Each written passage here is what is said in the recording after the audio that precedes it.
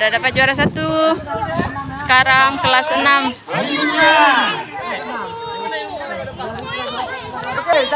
Udah tingkat kelas 5 dan kelas 6.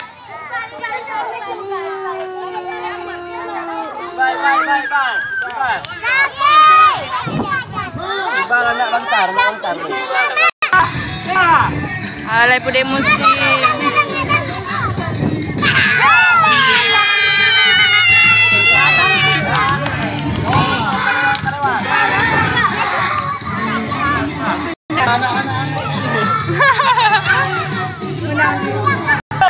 Bapak final, bapak final.